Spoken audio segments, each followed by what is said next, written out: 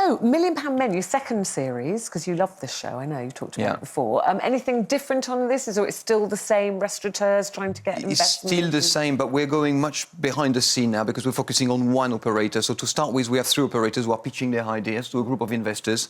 And then they have to talk business, they have to talk about their vision and who they are as people. And then they have to cook a dish to impress the investors. And on that basis, they will decide who goes to Manchester and run a pop-up for 2 days. Dish. Great. For one dish. There's pressure, isn't it? Yeah, but it's about, you know, when you have a restaurant, it's about your vision. And your vision really is encapsulated in one dish, in your thoughts, in the way that you behave as a person. So, you know, you can tell a lot by having a meeting with people for an hour and by testing their dish like that. So, and you're a maitre d', obviously a famous maitre d'. Do you cook? Yes, I like to cook, yes, of course. Do you think you need to be able to be a lover of food to be the maitre d' of a restaurant? I think so, but you know, when I did my study in France, when you study in catering college, you learn both cooking and service. So you learn both options, and then you decide after the first year or the second year which option you want to go to and what you want to specialise in. But I don't think that you can talk about food if you don't understand food and if you don't know how to cook it. That's brilliant you said that, because I eat out a lot, and all the time I notice when people who are serving in the restaurant, they have no idea, half of them, about what the food is that they're actually putting in front of you. So you get the menu, you choose your dish, and then they just read out. You say, well, what's this really like? And they just read it out like Mickey Mouse fashion. But you miss out on life because food is such a pleasure. You know, this is how you understand the world through your senses, and eating is the big part of the senses, you know? Fred, what I was going to say, my family came from Kashmir, and obviously the curry and rice. I feel like food brings people together, regardless of their backgrounds, whatever, it brings people together. Talking about bringing people together, you've got quite strong views on Brexit. What? Oh, I did not see that coming. That was a bit of a curveball. I'm really interested because obviously you're French, you've lived here for 30 years. How has Brexit affected you and your view of this country? Well, I mean, I love England, I love the UK. I came here 30 years ago, I loved it, and I remember coming here and being a foreigner, but never feeling like a foreigner.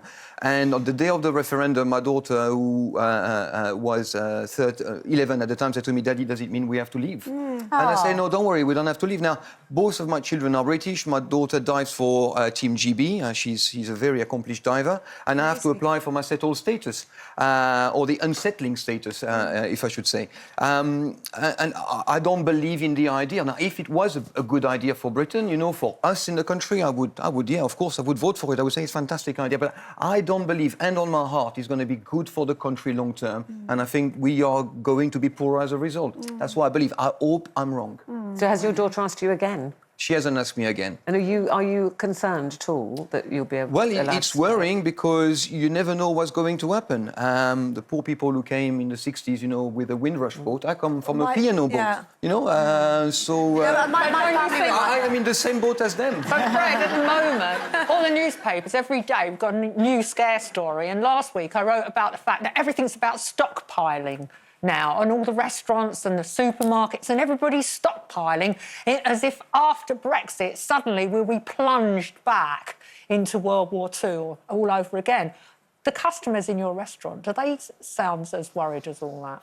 I think that it has penetrated society at every single level. And unfortunately, we are in now the land of the absurd.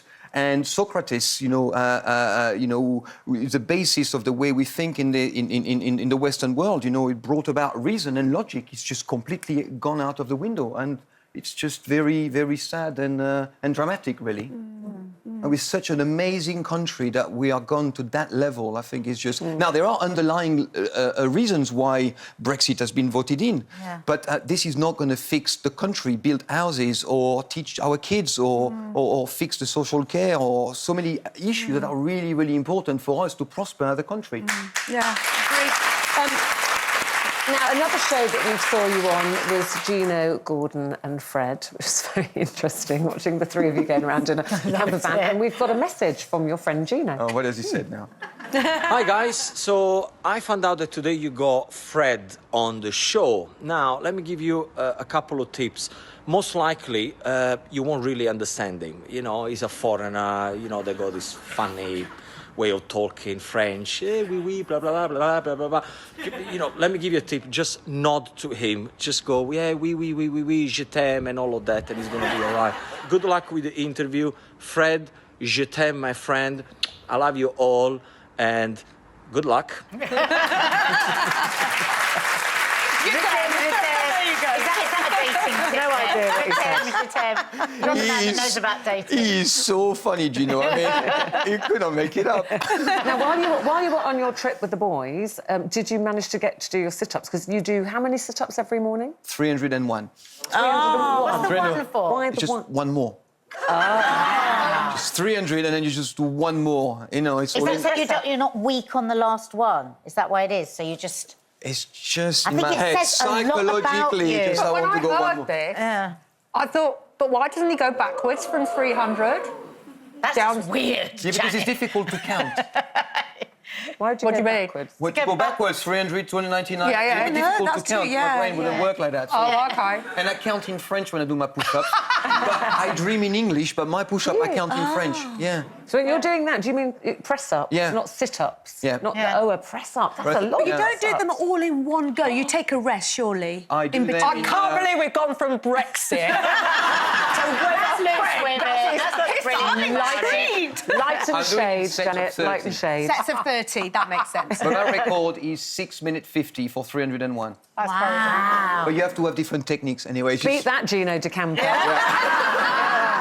OK, so a £1 million menu is tonight, 8 o'clock on BBC Two. It's always lovely to see you, Fred. Thank Come you back very much. Anytime.